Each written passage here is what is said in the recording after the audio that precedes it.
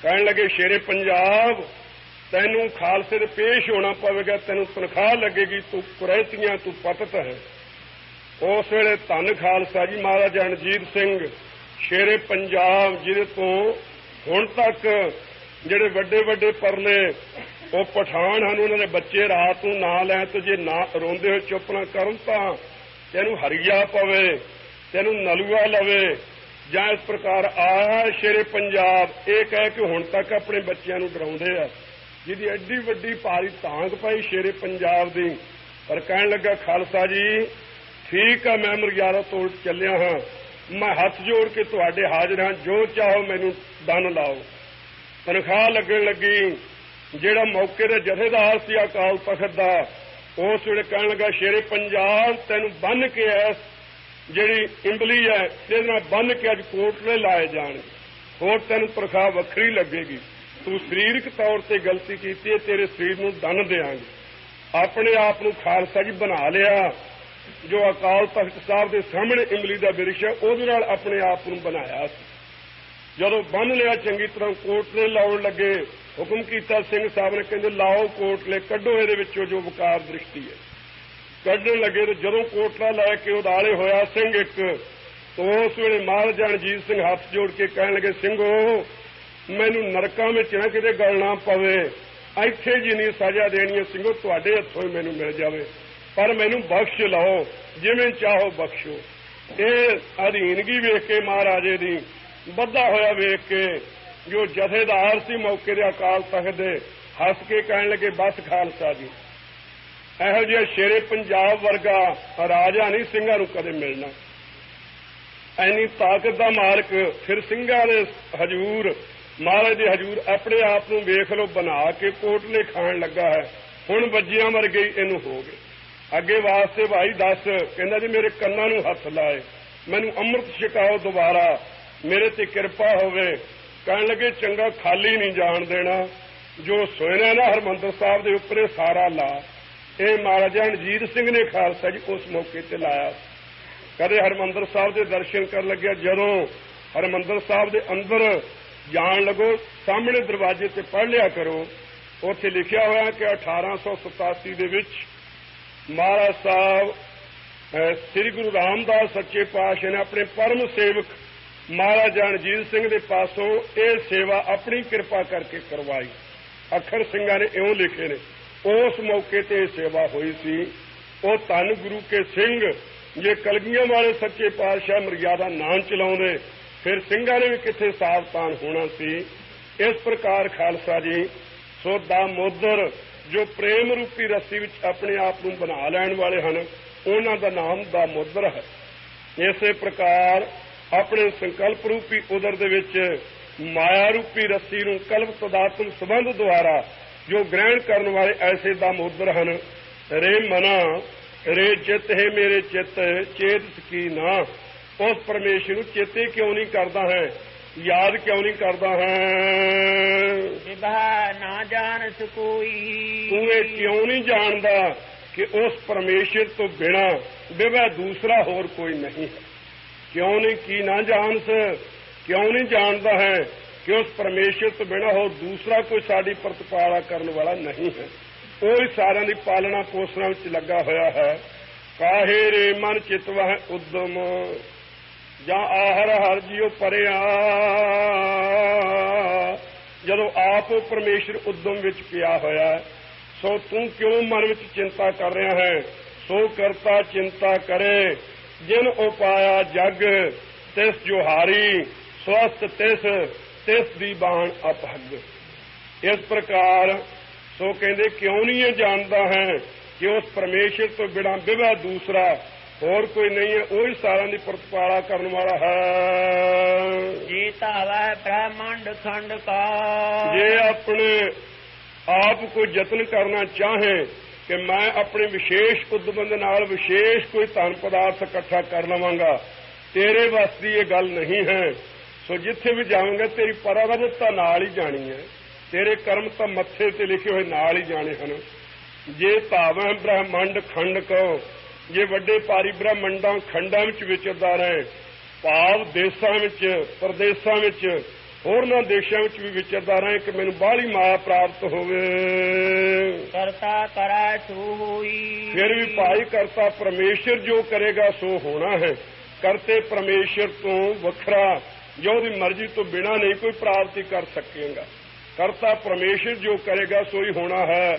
ਇਸ ਵਾਸਤੇ ਪਰਾਰਵਤ ਤੇ ਸ਼ਾਕਰ ਹੋ ਕੇ ਪਰਮੇਸ਼ਰ ਦਾ ਸ਼ੁਕਰੀਆ ਕਰਦਾ ਹੋਇਆ ਟੇਕੇ ਕਿਉਂ ਨਹੀਂ ਬੈਠਦਾ, ਉਹਨੂੰ ਯਾਦ ਕਿਉਂ ਨਹੀਂ ਕਰਦਾ ਹੈ। ਰਹਾਉ ਵਿਸਰਾਮ ਦੇ ਕੇ ਕਹਿੰਦੇ ਹਨ, ਜਨਨੀ ਕੇਰੇ ਉਦਰ ਉਦਕ ਮਹ। ਹੇ ਚਿੱਤ ਧੰਨ ਭਗਤ ਧੰਨਾ ਜੀ ਉੱਤਮ ਬਖਤੇ ਆਪਣੇ ਚਿੱਤ ਨੂੰ ਸੰਬੋਧਨ ਕਰਕੇ ਪ੍ਰਬੋਧ ਰਹਿਣ। ਦੂਸਰਿਆਂ ਨੂੰ ਉਪਦੇਸ਼ ਤਾਂ ਦੇ ਲਈਦਾ ਹੈ, ਪਰ ਆਪਣੇ ਮਨ ਨੂੰ ਜਦੋਂ ਉਪਦੇਸ਼ ਦੇਈਏ ਆਨੰਦ ਅਸਲ ਉਦੋਂ ਆਉਂਦਾ। ਇਹ ਉੱਤਮ ਬਖਤੇ ਦਾ ਨਾਮ ਹੈ। 3 ਤਰ੍ਹਾਂ ਦੇ ਬਖਤੇ ਹੁੰਦੇ ਨੇ। ਇੱਕ ਕਨਿਸ਼ਟ ਬਖਤਾ ਹੁੰਦਾ ਹੈ, ਕਿਸੇ ਨੂੰ ਤਾੜ ਕੇ ਘੂਰ ਕੇ ਗੁੱਸੇ ਹੋ ਕੇ ਉਪਦੇਸ਼ ਦੇ। ਮੱਧਮ ਬਖਤਾ ਹੁੰਦਾ ਕਿਸੇ ਇੱਕੇ ਅੱਧ ਦਾ ਨਿਸ਼ਾਨਾ ਬਣਾ ਕੇ ਉਹਦੇ ਉੱਪਰ ਹੀ ਸਾਰੇ ਲੈਕਚਰ ਪ੍ਰਚਾਰ ਕਥਾ ਕਰਨੀ। ਤੇ ਉੱਤਮ ਬਖਤੇ ਹੁੰਦੇ ਨੇ ਜਿਹੜੇ ਆਪਣੇ ਮਨ ਨੂੰ ਸਾਹਮਣੇ ਜਗਿਆਸੂ ਬਣਾ ਕੇ ਆਪਣੇ ਮਨ ਪ੍ਰਤੀ ਉਪਦੇਸ਼ ਦੇਣ। ਪ੍ਰਥਮ ਮਨ ਪ੍ਰਬੋਧਾ ਆਪਣਾ ਪਾਤਸ਼ਾਹ ਅਵਰਰੀ ਹਵਾ।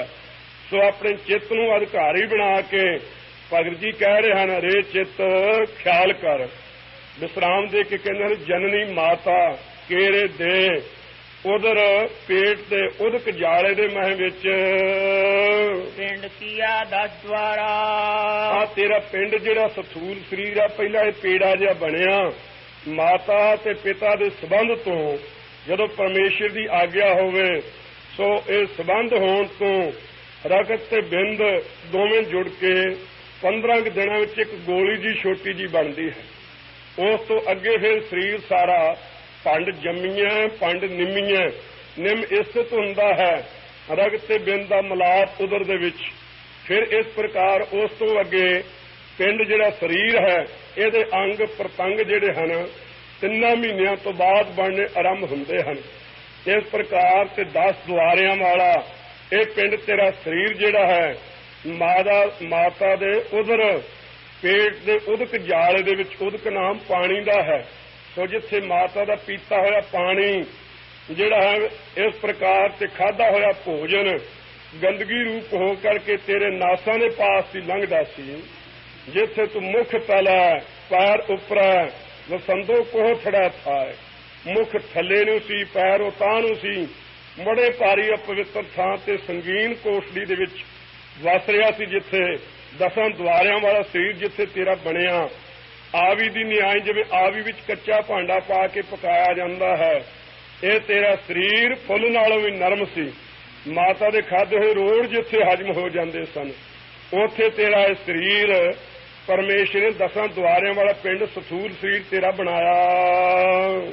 ਦੇ ਆਹਾਰ ਅਗਨ ਮਹਿਰਾਥਾ।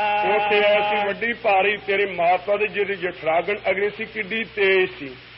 ਉਸ ਦੇ ਵਿੱਚ ਵੀ ਤੈਨੂੰ ਆਹਾਰ ਭੋਜਨ ਦੇ ਕੇ ਤੇਰੀ ਰੱਖਿਆ ਕੀਤੀ। ਆਪਣਾ ਸਿਮਰਨ ਦੇ ਪ੍ਰਤ ਪਾਲਿਆ। ਨਾਲ ਜਿਹੜਾ ਨਾੜੂਆ ਹੈ ਇਸ ਦੁਆਰਾ ਮਾਈ ਨੇ ਜਿਹੜਾ ਖਾਧਾ ਹੋਇਆ ਭੋਜਨ ਸੀ ਉਹਦੀ ਰਸ ਧਾਤੂ ਨਾੜੂਏ ਰਾਹੀਂ ਤੇਰੇ ਵਿੱਚ ਪਹੁੰਚ ਕੇ ਤੇਰੇ ਸਰੀਰ ਦੀ ਪਰਵਰਿਸ਼ ਉੱਥੇ ਵੀ ਹੋਈ। ਕਿਆ ਸੋਹਣਾ ਯਤਨ ਹੈ, ਕਿਆ ਸੋਹਣਾ ਤਰੀਕਾ ਹੈ। ਉਹ ਆਪਣੇ ਪਾਸੋਂ ਨਾੜੂਆ ਬਣਾ ਕੇ ਉਸ ਦੁਆਰਾ ਮਾਈ ਦਾ ਖਾਧਾ ਹੋਇਆ ਭੋਜਨ ਉਹਦੀ ਰਸ ਧਾਤੂ ਤੇਰੇ ਵਿੱਚ ਪਹੁੰਚਾ ਕੇ ਤੇਰੀ ਪ੍ਰਤਪਾਲਾ ਕੀਤੀ। ਉੱਥੇ ਤੈਨੂੰ ਭੋਜਨ ਦਿੱਤਾ। ਐਸਾ ਖਸਮ ਹਮਾਰਾ। ਇਸ ਪ੍ਰਕਾਰ ਦਾ ਭਾਈ ਸਰਵ ਕਲਾ ਸਮਰੱਥ ਸਾਡਾ ਖਸਮ ਮਾਲਕ ਹੈ। ਸਾਰਿਆਂ ਦੀ ਪ੍ਰਤਪਾਲਾ ਕਰਨ ਵਾਲਾ ਹੈ। ਰੇ ਚਿਤ ਚੇਤ ਸਕੀਨਾ। हे ਚਿੱਤ ਉਸ ਪਰਮੇਸ਼ਰ ਨੂੰ ਚੇਤੇ ਕਿਉਂ ਨਹੀਂ ਕਰਦਾ ਹੈ। ਮਾਤਾ ਕੇ ਉਦਰ ਮੈਂ ਪ੍ਰਤਪਾਲ ਕਰਾ ਸੋ ਕਿਉਂ ਮਨੋਂ ਵਿਸਾਰੀਆ। ਮਨੋਂ ਕਿਉਂ ਵਿਸਾਰੀਆ ਏ ਵਡਦਾਤਾ। ਜੇ ਅਗਨ ਮਹਿ ਆਹਾਰ ਪਹੁੰਚਾਵੇ ਉਸ ਨੂੰ ਕਿਉਂ ਪੋਹ ਨਾ ਸਕੀ ਜਿਸ ਨੂੰ ਆਪਣੀ ਲਿਵ ਲਾਵੇ। ਆਪਣੀ ਲਿਵ ਆਪੇ ਲਾਏ ਸੋ ਕਿਉਂ ਮਨੋਂ ਵਿਸਾਰੀਆ। ਇਸ ਪ੍ਰਕਾਰ ਉਹ ਪਰਮੇਸ਼ਰ ਜਿਹੜਾ ਐਸਾ ਪਿਆਰਾ ਹੈ ਸੋ ਜਿਸ ਨੇ ਐਸੀ ਪ੍ਰਤਪਾਲਾ ਕੀਤੀ ਹੈ ਉਹ ਸਾਡਾ ਖਸਮ ਜੋ ਮਾਲਕ ਹੈ ਉਹਨੂੰ ਚੇਤੇ ਕਿਉਂ ਨਹੀਂ ਕਰਦਾ ਹੈ। ਮਾਤਾ ਦੇ ਗਰਭ ਦੇ ਕਰਾਰ ਚੇਤੇ ਕਰ। ਉੱਥੇ ਤੂੰ ਕਿਹਾ ਸੀ हे ਪਰਮੇਸ਼ਰ ਐਸੀ ਗੰਦੀ ਕੋਠੜੀ ਚੋਂ ਮੈਨੂੰ ਕੱਢ। ਮੈਂ ਸਵਾਸ ਤੇਰਾ ਭਜਨ ਕਰਾਂਗਾ। ਮੈਂ ਦਸਨਵਾਂ ਦੀ ਕਿਰਤ ਕਰਕੇ ਦਸਵੰਧ ਤੇਰੇ ਨਾਮ ਦਾ ਜ਼ਰੂਰ ਦਿਆ ਕਰਾਂਗਾ। ਸੋ ਇਸ ਪ੍ਰਕਾਰ ਮੈਂ ਤੈਨੂੰ ਚੇਤੇ ਰੱਖਾਂਗਾ। ਵੇਖੋ ਪਰਮੇਸ਼ਰ ਸੋ पेट ही के पट बीच बचावा और की बात कहाँ कहे तो सो पेट ही के पट बीच बचावा। होर कितों की गल तां की तुहाडे ताईं कहीए, कहंदे पेट रूपी पड़दे दे विच ही ਉਹ परमेश्वर तेरी प्रतिपाला है जीव जिसने कीती है ਉਹਨੂੰ चेते क्यों नहीं करता है। तू उत्थे इकरार कीते सी ਉਹਦਾ कोई गुरमुख है ना, गुरमुखां करा उपर हर चेतिया। ਉਹ गुरमुख किहड़े हन?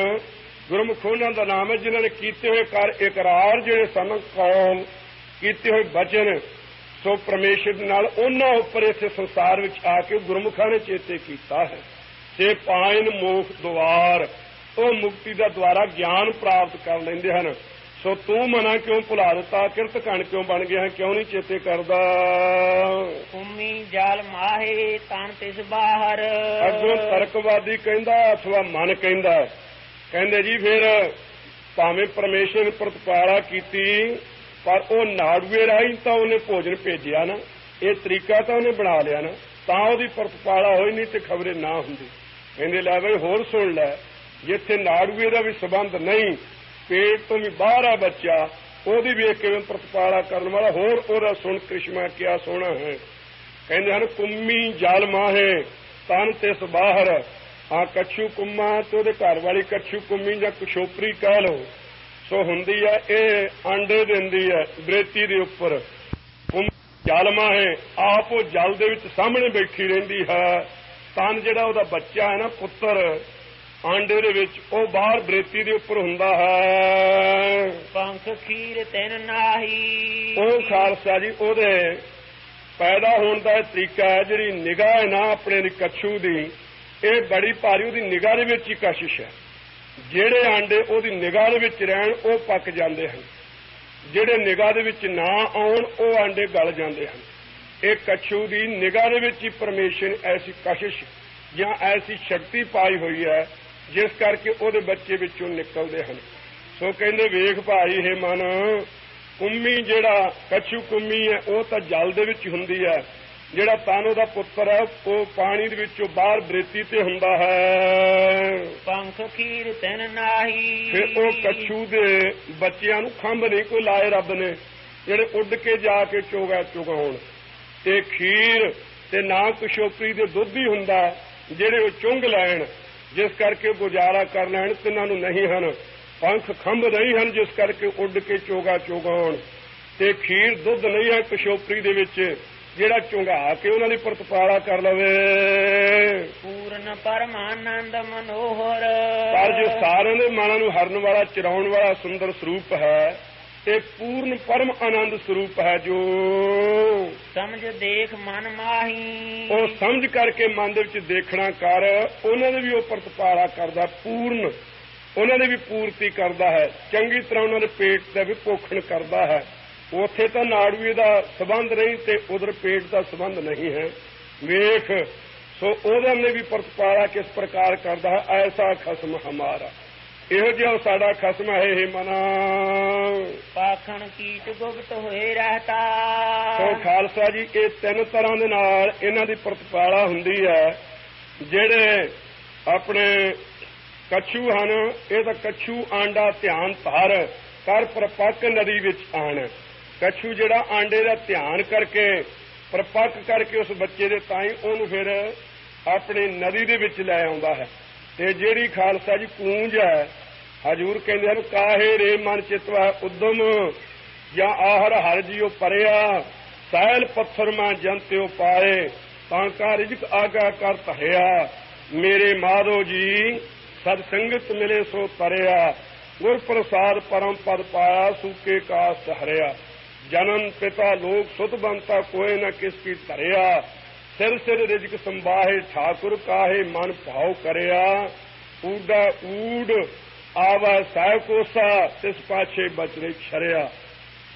ਊਡੇ ਨਾਮ ਕੂੰਜਾਂ ਦਾ ਉੱਡ ਕਰਕੇ ਜਦੋਂ ਕੱਤੇ ਦੀ ਰੁੱਤ ਹੁੰਦੀ ਹੈ, ਕੱਤੇ ਦੇ ਮੌਕੇ ਤੇ ਪਹਾੜਾਂ ਨੂੰ ਛੱਡ ਕੇ ਕੂੰਜਾਂ ਮੈਦਾਨੀ ਇਲਾਕੇ ਵਿੱਚ ਆ ਜਾਂਦੀਆਂ ਨੇ, ਕਿਉਂਕਿ ਉੱਥੇ ਬਰਫ਼ ਪੈਣੀ ਹੁੰਦੀ ਹੈ, ਬਰਫ਼ ਵਿੱਚ ਉਹ ਰਹਿ ਨਹੀਂ ਸਕਦੀਆਂ। ਪਰ ਆਪਣੇ ਬੱਚੇ ਦੇ ਆਪਣੇ ਆਂਡੇ ਉੱਥੇ ਦੇ ਕੇ ਆਉਂਦੀਆਂ ਹਨ।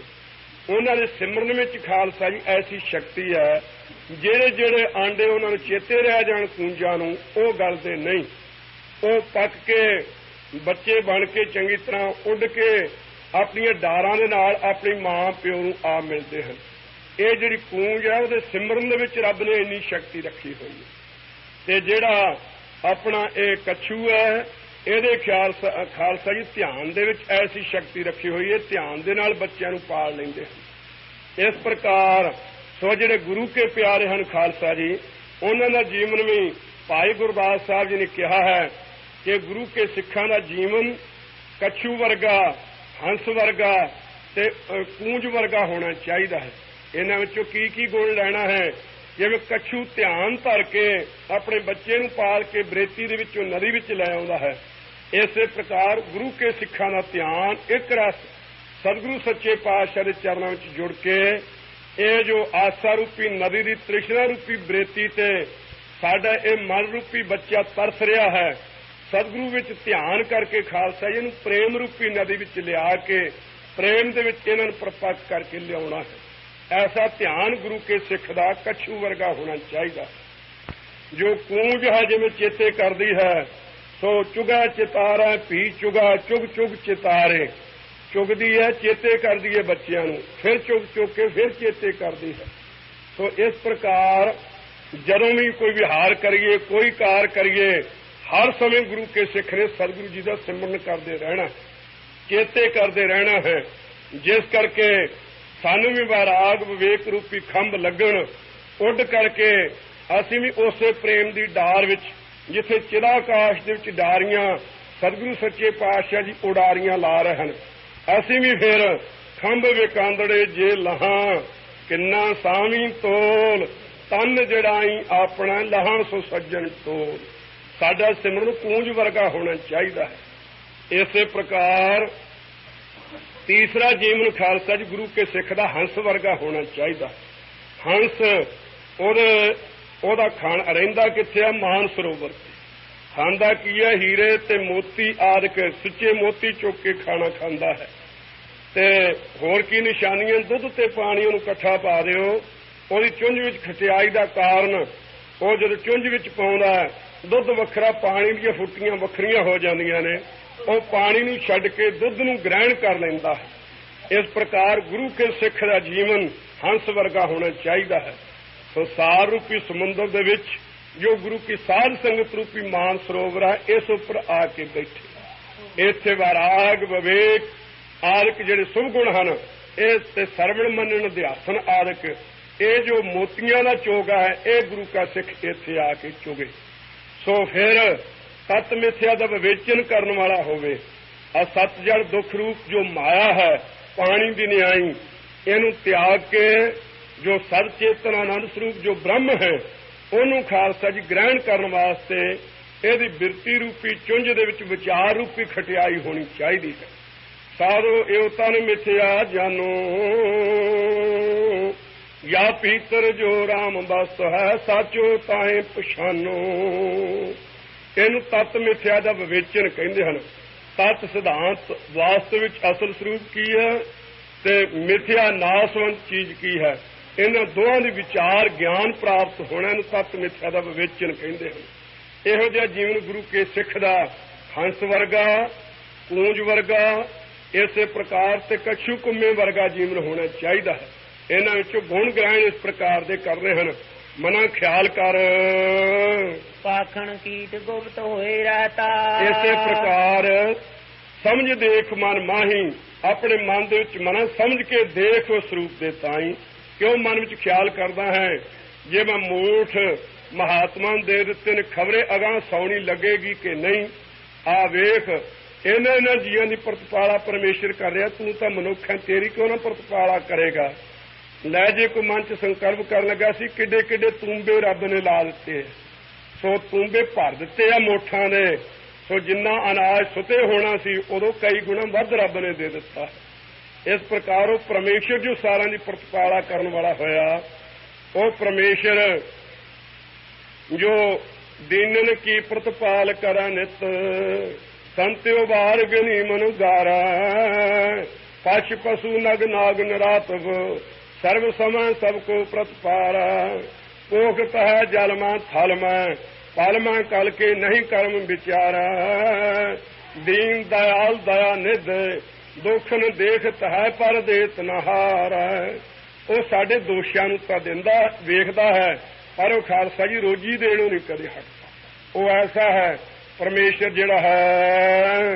ਕੁਮੀ ਪਾਖਣ ਕੀਟ ਗੁਪਤ ਹੋਏ ਰਹਤਾ। ਉਹ ਕਹਿੰਦੇ ਜੀ ਇਹ ਵੀ ਇਹਦੇ ਵਿੱਚ ਵੀ ਥੋੜੀ ਜਿਹੀ ਸ਼ੰਕਾ ਹੈ। ਧਿਆਨ ਤਾਂ ਕੀਤਾ ਨਾ ਕਛੂ ਨੇ ਕਹਿੰਦੇ ਆਪਣੇ ਆਂਡੇ ਦਾ ਤਾਂ ਹੀ ਉਹ ਪੱਕਾ ਨਾ। ਕਹਿੰਦੇ ਲੈ ਇਸ ਤੋਂ ਵੀ ਅਗਾਂਹ ਵੇਖ ਰਿਹਾ ਹੋਰ ਦ੍ਰਿਸ਼ਟਾਂਤਨ ਦੇ ਕੇ ਦੱਸਦੇ ਹਾਂ। ਰੱਬ ਦੀ ਵਿਲੱਖਣਤਾ ਹੋਰ ਸੁਣ ਲੈ ਕਿਹੋ ਜਿਹਾ ਸਾਡਾ ਖਸਮ ਹੈ। ਸੋ ਕਹਿੰਦੇ ਪਾਖਣ ਜਿਹੜਾ ਹੈ ਨਾ ਪੱਥਰ ਉਹਦੇ ਵਿੱਚ ਕੀੜਾ ਗੁਪਤ ਹੋ ਕੇ ਰਹਿੰਦਾ ਹੈ। ਜਿਹੜਾ ਪੱਥਰ ਦਾ ਕੀੜਾ ਹੈ ਸਾਚੋ ਮਾਰਗ ਨਹੀਂ। ਉਸ ਦੇ ਬਾਹਰ ਆਉਣ ਵਾਸਤੇ ਜਾਂ ਉਹ ਭੋਜਨ ਭੇਜਣ ਵਾਸਤੇ ਤੇ ਇਸ ਦੇ ਵਾਸਤੇ ਮਾਰਗ ਰਸਤਾ ਕੋਈ ਨਹੀਂ। ਥਾਂ ਨਹੀਂ, ਕੋਈ ਛੇਕ ਨਹੀਂ, ਵਿੱਚ ਕੋਈ ਗਲੀ ਨਹੀਂ ਜਿਸ ਦੁਆਰਾ ਰੱਬ ਉਹਨੂੰ ਭੋਜਨ ਭੇਜ ਦੇਵੇ। ਜਿਹੜਾ ਪੱਥਰ ਹੈ ਸੈਲ ਪੱਥਰ, ਖੁਸ਼ਕ ਪੱਥਰ, ਜਿਸ ਦੇ ਵਿੱਚ ਉਹ ਪੱਥਰ ਦਾ ਕੀੜਾ ਅੰਦਰ ਹੀ ਪੈਦਾ ਹੋਇਆ, ਉਹਨੂੰ ਵੀ ਰਸਤਾ ਵੀ ਨਹੀਂ ਹੈ ਕਿਸੇ ਪ੍ਰਕਾਰ ਦਾ ਕਿਧਰ ਦੀ ਉਹਨੂੰ ਭੋਜਨ ਭੇਜਿਆ ਜਾਵੇ।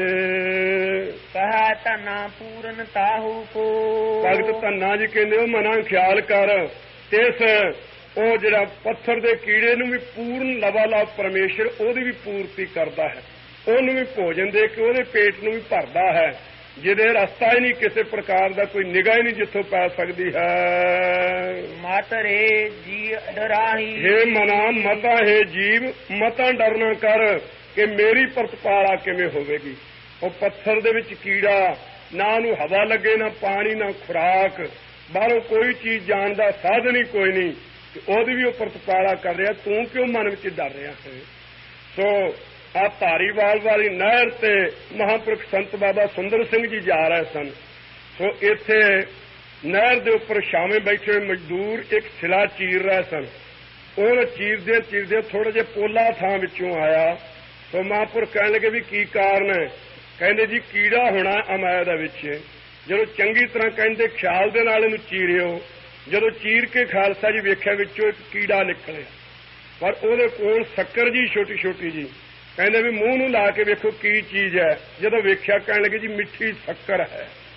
ਸੋ ਖਾਲਸਾ ਜੀ ਪ੍ਰਤੱਖ ਉਸ ਵੇਲੇ ਇਹ ਪੰਕਤੀਆਂ ਮਹਾਂਪੁਰਖਾਂ ਨੇ ਚੇਤੇ ਕਰਕੇ ਕਿਹਾ, ਧੰਨ ਗੁਰੂ ਅਰਜਨ ਸਾਹਿਬ, ਧੰਨ ਤੁਹਾਡੀ ਬਾਣੀ। ਸੈਲ ਪੱਥਰ ਮੈਂ ਜੰਤੇ ਉਪਾਏ ਤਾਂ ਕਾਰਜ ਆਗਾ ਕਰਤਾ ਹੈ। ਪਹਿਲੇ ਸਾਰਿਆਂ ਦੀ ਰੋਜੀ ਬਣਾ ਕਰਕੇ ਰੱਖੀ ਹੈ।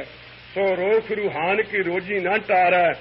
ਉਹ ਗੁੱਸੇ ਹੋ ਕਰਕੇ ਰੂਹਾਂ ਦੀ ਰੋਜੀ ਨਹੀਂ ਕਦੇ ਟਾਲਦਾ। ਇੱਕ ਵਾਰੀ ਇਸੇ ਪ੍ਰਕਾਰ ਈਸਾ ਜੀ ਕਹਿਣ ਲੱਗੇ, ਕਹਿੰਦੇ ਜੀ ਮੈਨੂੰ ਇਹ ਖੁਦਾ ਪ੍ਰਬੰਧ ਦਿਓ। ਸੋ ਮੈਨੂੰ ਖੁਰਾਕ ਮੰਤਰੀ ਜਿਵੇਂ ਅੱਜ ਕੱਲ੍ਹ ਦੇ ਨੇ ਮੈਨੂੰ ਵੀ ਬਣਾਓ। ਕਹਿਣ ਲੱਗੇ ਵੀ ਤੂੰ ਸਾਰਿਆਂ ਨੂੰ ਰੋਜੀ ਨਹੀਂ ਦੇ ਸਕੇਗਾ। ਕਹਿੰਦੇ ਨਹੀਂ ਜੀ ਮੈਂ ਦਿਆਂਗਾ ਜ਼ਰੂਰ। ਕਹਿੰਦੇ ਚੰਗਾ। ਸੋ 2 ਪਿੰਡਾਂ ਦੇ ਬਾਰੇ ਹੁਕਮ ਕੀਤਾ। ਕਹਿੰਦੇ ਨੇ 2 ਪਿੰਡਾਂ ਨੂੰ ਪਹਿਲਾਂ ਰੋਜੀ ਇਹਨਾਂ ਨੂੰ ਵੰਡ ਕੇ ਵਿਖਾ, ਫਿਰ ਤੈਨੂੰ ਹੋਰ ਵੱਧ ਤੋਂ ਵੱਧ ਦਿਆਂਗੇ। ਕਹਿੰਦੇ ਚੰਗਾ ਜੀ। 2 ਨਗਰਾਂ ਦੇ ਵਿੱਚ ਜਦ ਰੋਜੀ ਦਾ ਇਹਨਾਂ ਦੀ ਸੇਵਾ ਲੱਗੀ, ਸੋ ਸਾਰਿਆਂ ਨੂੰ ਰੋਜੀ ਦਿੱਤੀ ਪਰ 2 ਨੂੰ ਨਹੀਂ। ਇੱਕ ਤਾਂ ਸੂਰ ਨੂੰ ਤੇ ਇੱਕ ਕੋਈ ਐਸਾ ਵਿਕਾਰੀ ਆਦਮੀ ਸੀ, ਘਰ ਵਾਲੀ ਗੁਜ਼ਰ ਜਾਣ ਤੋਂ ਕਬਰ ਵਿੱਚ ਦੱਬੀ ਹੋਈ ਨੂੰ ਪੱਟ ਕੇ ਮੰਦ ਕਰਮ ਕਰ ਰਿਹਾ ਸੀ। ਕਹਿੰਦੇ ਐਸੇ ਪਾਪੀ ਆਦਮੀ ਨੂੰ ਵੀ ਨਹੀਂ ਰੋਜੀ ਦੇਣੀ ਚਾਹੀਦੀ। ਇਹਨਾਂ 2 ਨੂੰ ਰੋਜੀ ਨਾ ਦਿੱਤੀ। ਜਦੋਂ ਖੁਦਾ ਦੇ ਪਾਸ ਪਹੁੰਚੇ, ਕਿਉਂ ਵੀ ਦੱਸ। ਕਹਿੰਦੇ ਜੀ 2 ਨੂੰ ਰੋਜੀ ਮੈਂ ਨਹੀਂ ਦਿੱਤੀ, ਬਾਕੀ ਸਭ ਨੂੰ ਦਿੱਤੀ ਹੈ। ਕਹਿੰਦੇ ਕਿਉਂ ਵੀ ਕੀ ਕਾਰਨ ਦੱਸਿਆ। ਕਹਿੰਦੇ ਜੀ ਸੂਰ ਤਾਂ ਵੱਧ ਹੁੰਦਾ ਹੈ ਤੇ ਦੂਸਰਾ ਪਾਪੀ ਆਦਮੀ ਸੀ। ਉਸ ਵੇਲੇ ਖੁਦਾ ਨੇ ਕਿਹਾ ਬਈ ਇਹ ਠੀਕ ਨਹੀਂ, ਇਹਨਾਂ ਪਾਪਾਂ ਦਾ ਫਲ ਖੁਦਾ ਆਪੇ ਦੇਵੇਗਾ। ਉਹ ਵਿਧਾਤਾ ਹੈ, ਕਰਮਾਂ ਅਨੁਸਾਰ ਫਲ ਪ੍ਰਦਾਤਾ ਵੱਖਰੇ ਵੱਖਰੇ ਮਹਿਕਮੇ ਹੁੰਦੇ ਹਨ। ਸੋ ਉਹ ਮਹਿਕਮਾ ਵੱਖਰਾ ਰੱਬ ਦਾ। ਉਹ ਮਹਿਕਮੇ ਵਿੱਚ ਜਦੋਂ ਫੜ ਕੇ ਲਿਜਾਣਗੇ ਉਹ ਡੰਨ ਉਹ ਦੇਣਗੇ। ਤੈਨੂੰ ਚਾਹੀਦਾ ਸੀ ਤੂੰ ਰੋਜੀ ਸਾਰਿਆਂ ਨੂੰ ਦੇਣੀ ਚਾਹੀਦੀ ਸੀ। ਕਹਿੰਦੇ ਉਸ ਵੇਲੇ ਜੋ ਟੋਪੀ ਸੀ ਸਿਰ ਤੇ ਰੱਖੀ ਹੋਈ ਉਹਦੇ ਵਿੱਚ ਇੱਕ ਕੀੜਾ ਸੀ। ਈਸਾ ਜੀ ਦੇ ਮਨ ਵਿੱਚ ਖਿਆਲ ਆਇਆ। ਕਹਿਣ ਲੱਗੇ ਜੀ ਤੁਸੀਂ ਸਾਰਿਆਂ ਨੂੰ ਖੁਦਾ ਜੀ ਰੋਜੀ ਦਿੰਦੇ ਹੋ। ਕਹਿੰਦੇ ਹਾਂ ਬਾਈ ਦਿੰਦੇ ਆ। ਕਹਿੰਦੇ ਮੈਨੂੰ ਵੇਖ ਲੈਣ ਦਿਓ, ਮੈਂ ਪਰਖ ਕੇ ਗੱਲ ਕਰਾਂਗਾ। ਜਦੋਂ ਸਿਰ ਤੋਂ ਟੋਪੀ ਲਾਈ ਕੀੜਾ ਕੱਢ ਕੇ ਵੇਖਣ ਲੱਗਾ, ਹੈਰਾਨ ਹੋ ਗਏ ਈਸਾ ਜੀ ਕੀ ਵੇਖਿਆ? ਉਹਦੇ ਮੂੰਹ ਦੇ ਵਿੱਚ ਵੀ ਰੱਬ ਨੇ ਚੌਲ ਦਿੱਤਾ ਹੋਇਆ, ਉਹ ਚੌਲ ਖਾ ਰਿਹਾ ਹੈ।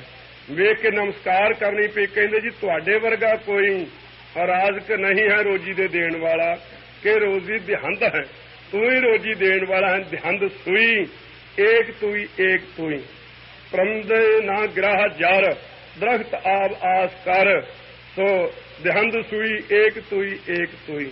ਆ ਪੰਛੀ ਵਿਚਾਰੇ ਜਿਹੜੇ ਬਿਰਸ਼ਾਂ ਤੇ ਰਹਿੰਦੇ ਨੇ, ਉਹਨਾਂ ਦੇ ਪੱਲੇ ਖਾਲਸਾ ਜੀ ਕੋਈ ਜਰ, ਕੋਈ ਨਗਦੀ ਪੈਸੇ ਨਹੀਂ ਬੱਧੇ ਹੋਏ, ਕੋਈ ਉਹਨਾਂ ਦੇ ਪਾਸ ਕਾਰਖਾਨੇ ਉਹਨਾਂ ਦੇ ਨਹੀਂ ਚੱਲਦੇ, ਕੋਈ ਰੋਜੀ ਦਾ ਪ੍ਰਬੰਧ ਨਹੀਂ। ਦਰਖਤ ਤੇ ਬੈਠੇ ਹੋਏ ਪਾਣੀ ਪੀ ਕੇ ਇੱਕ ਰੱਬ ਦੀ ਆਸ ਤੇ ਕਿਆ ਸੋਹਣਾ ਆਨੰਦ ਮਾਣ ਰਹੇ।